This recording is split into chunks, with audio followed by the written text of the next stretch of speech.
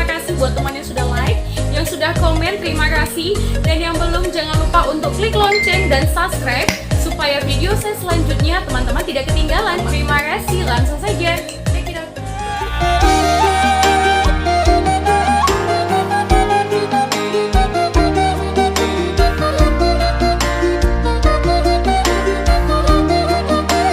Sejarah Raja Tari Horan. Iya teman, Raja Tari Horan adalah anak dari Opu Datu Dalu yang lahir dari Opu Boru Sitompul. Tidak dapat dipastikan tempat di mana lahir Raja Tari Horan, tetapi diduga kuat bahwa dia lahir dan dibesarkan di perkampungan Opu Datu Dalu, daerah Porsea di sekitar Lumban Gurning.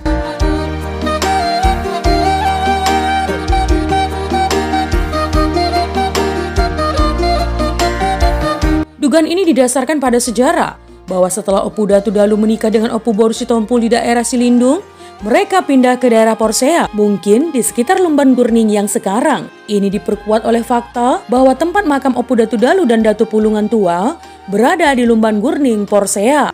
Nah teman, pada umumnya orang tua bangsa Batak tidak sembarangan memberi nama bagi anaknya, tetapi nama yang diberi sering didasarkan pada kata yang memiliki makna filosofis atau yang berkaitan dengan peristiwa penting.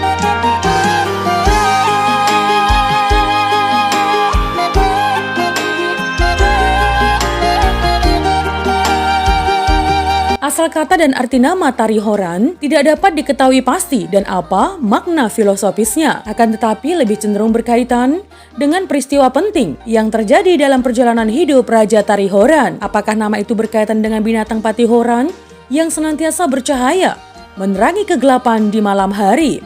Iya, menurut cerita yang banyak beredar di kalangan warga Tari Horan atau yang tidak dapat dipastikan kebenarannya, bahwa asal mula nama Tari Horan berkaitan dengan Pati Horan, sejenis lipan berukuran kecil. Gigitannya tidak berbisa dan bercahaya di waktu malam, apalagi jika disentuh.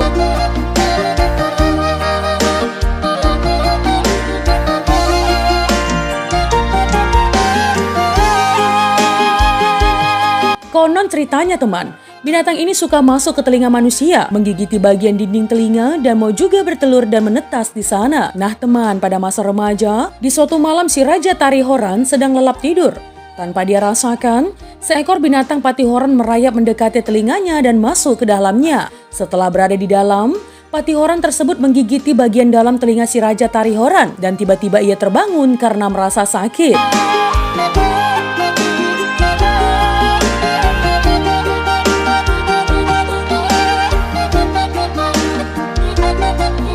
Karena rasa sakit yang ia rasakan, dilakukanlah segala cara dan usaha oleh orang tuanya untuk mengeluarkan Pati Horan tersebut dari dalam telinganya. Namun segala cara dan upaya yang dilakukan selalu gagal teman. Akibatnya, Pati Horan tersebut sudah mulai bertelur dan menetas di dalam telinganya. Lama-kelamaan si Raja Tari Horan semakin merasa kesakitan. Dalam kurun waktu yang relatif cukup lama, ia selalu mengerang kesakitan. Seakan-akan dia sudah merasa putus asa teman. Jangan-jangan Pati Horan yang terus menggerogoti telinganya akan membawa dia ke akhir hidupnya.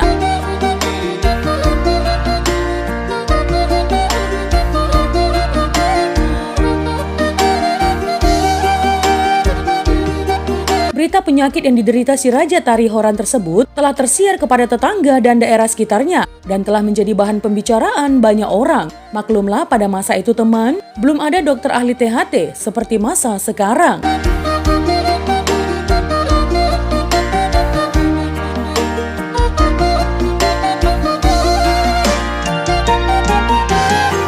Suatu hari, si Raja Tari Horan tinggal sendirian di rumah, di mana orang tua dan saudara-saudaranya mungkin pergi ke ladang atau berburu. Pada saat pintu rumah mereka terbuka nih temannya, masuklah seekor ayam tetangga ke dalam rumahnya. Melihat ayam tersebut masuk, tiba-tiba timbullah rasa emosi di dalam hatinya, didorong oleh rasa sakit yang mencekam dirinya.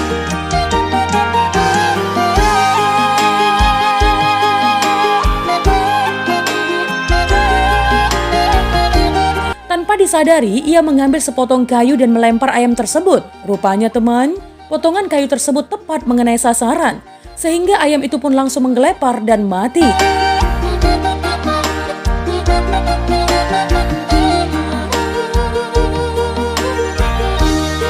Melihat kejadian itu, si Raja Tarihoran merasa sakitnya sedikit mereda. Ia pun berpikir sejenak. Kalau dibuang, ia takut ketahuan sama yang punya. Kalau disembunyikan di dalam rumah, dia sangsi akan membusuk dan menimbulkan bau bangkai. Akhirnya ia merebus ayam mati tersebut agar mudah dikuliti dan dijadikan santapan lezat. Tanpa disangka teman, tiba-tiba seorang tetangga atau mungkin si pemilik ayam mengetok pintu rumahnya, hendak meminta atau mencari sesuatu.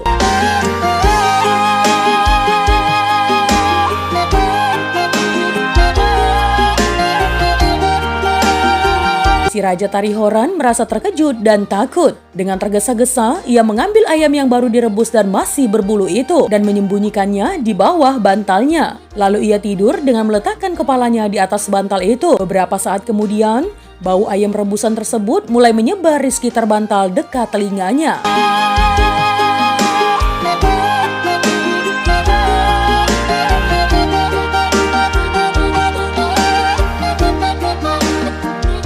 Tanpa diduga oleh si Raja Tarihoran, rupanya bau ayam tersebut tercium oleh patihoran-patihoran yang ada di dalam telinganya. Akibatnya, patihoran-patihoran tersebut mulai berkeluaran satu persatu sampai habis dari dalam telinganya untuk mencari sumber bau ayam tersebut.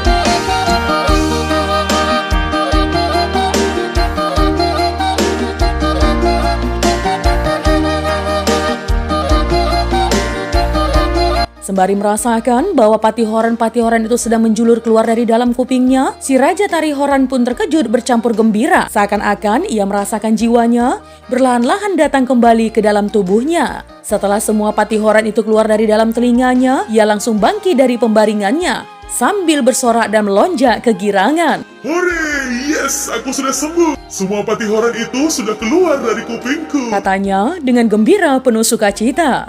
Akhirnya ketahuanlah peristiwa mengejutkan itu kepada orang tuanya, saudara-saudaranya, dan tetangga sekitarnya. Sejak peristiwa itu teman, dia dijuluki si Raja Patihoran, yang selanjutnya disebut si Raja Tarihoran.